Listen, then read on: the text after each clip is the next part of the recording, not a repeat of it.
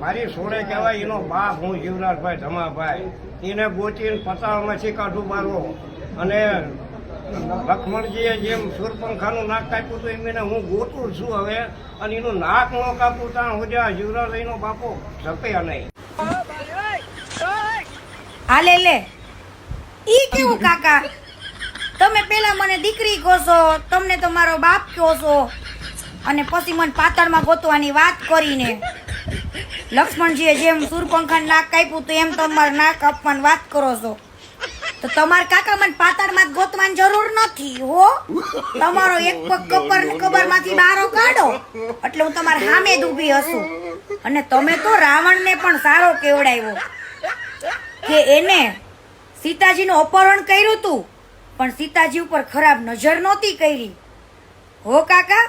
એટલે તમારી ઓળખાણ લક્ષ્મણજી સાથે ના જોડો કાકા હો. ભાઈ ભાઈ તમને કહું એને ગમે હું જોતો સુરત છે અમારા બે ભાઈઓને રહે પણ મારી બેટા ચાવું મારી નીરી રહી છે નકર એને જાણીને પૂછ દેવાની. કાકા આ તમારી જાતી જિંદગી હાસુ બોલો કે હું ગયો તો સુરત પણ તાળું મારીને નીકળી ગઈ હતી. હાસુ બોલો હાસુ બોલો. આ પિતૃ મહિનો હાલે છે હે કાકા. નકામું તમારું સરાદ ન થઈ જાય. ધ્યાન રાખજો. રામના નામ લ્યો રામના નામ લ્યો ખોટું બોલવા કરતા. આગળ જો હજુ. અને અમારે એ સોળને પહેરતી છે અને અમારે બાયું હોળ હાથનો ઘાઘરો પહેરે અને કાઠિયાવાડીમાં આવે હોળ હાથના ઘાઘરા મીન ખોશ દેવી ને તો એ મુંજાઈ મરી જાય જડે નહીં. દીકરી કહીને ઘાઘરામપુરે બોલો. દીકરી કહીને ઘાઘરામપુરે બોલો. સૌ પ્રથમ કાકાએ જયારે શરૂઆત કરી ને ત્યારે એમને મને એવું કીધું કે કીર્તિ મારી દીકરી છે ને હું એનો બાપ છું. મૂછો મળરતા એટલે મને થોડી વાર એમ થયું ગાલો ભાઈ મારા બાપની ઉંમરનો છે બરાબર. કદાચ હું તો ગાળોથી ઘડાઈ ગયેલી વ્યક્તિ છું. મને આવડા મોટા એવા વડીલ કદાચ ગાળ દેત ને અને બે લાફા મારે ને તોય સહન કરી લે. તેને ઉંમરનો લિયાઝ કરે પણ આ ઘાઘરામાં પૂરવાની જે વાત કરે છે ને હે યા થોડો કાકો સમજમાં ન આવ્યો. એટલે કાકા તું કેટલો હલકો ને નીચો ને એ અહીંયા આગળ સાબિત થાય હે કાકા. તું મને જોવા આવે કે હું સોયણી પહેરું છું શું પહેરું છું?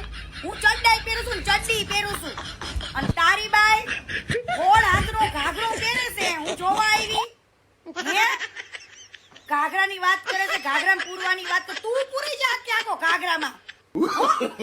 અને તે કોઈને પૂછ્યું કે મેટર શું છે કીર્તિની ભૂલ શું છે? હું સમજી શકું છું ભલે કોઈ લોકો મને ન સમજી શકતા નાના છોકરા આવેદન પત્ર દેતા હોય તો વાંધો નથી પણ આવડો મોટો વડીલ થઈને શું કોકની દીકરીને ઘાઘરા પૂરવા નીકળો છું હે? શરમ આવી જોઈએ શરમ. તું કેટલો હલકો છું ને ઈ તું સાબિત કરી રહ્યો છું. સલા નફટ અમે ક્યારેક ઘૂસાઈ જઈએ છીએ ઘાઘરામાં તો એમાં એને ઘૂસાઈ એમાં શું પણ અને એ કઈ મોટે ચારવાની હાય તમે ઘાઘરામાં ઘૂસાઈ જાવ છો ક્યારેક તો કાકા તમે જલ્દી બહાર આવો. મારે ઘાઘરામાં ઘૂસાઈ જાવું છો. ઘાઘરામાં ઘૂસાઈ જાવું છે મારે. હાલ કાકા ખબર છે લોટો ને દાંતણ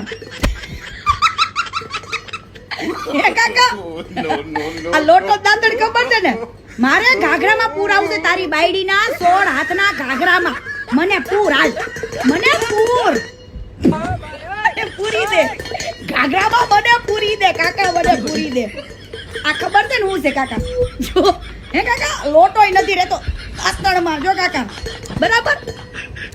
શરમ આવી જોઈ રહ્યો છે આટલા મોટી ઉંમરનો વ્યક્તિ વગર કારણોસર કોક દીકરીને હેરાન કરી રહ્યો છે ટોર્ચર કરી રહ્યો છે અને આવેદન પત્ર દેવા જયો રહ્યો છે ને આજુબાજુના ઓલા 500 રૂપિયા વાળા દાડિયા સૂટ પહેરીને હે દાંતડા કાઢે છે.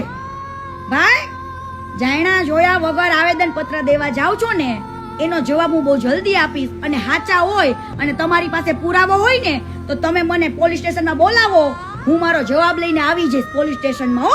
તમારે આવેદન પત્ર દેવાની જરૂર ન પડે. ડાયરેક્ટ કેસ કરો એફઆઈઆર કરો એફઆઈઆર ડાયરેક્ટ હાલો હાલી જ નીકળ્યા છો સબૂત લાવો એટલે હું ડાયરેક્ટ આવું હાલો પોલીસ સ્ટેશન ફટ બાકી સમજ્યા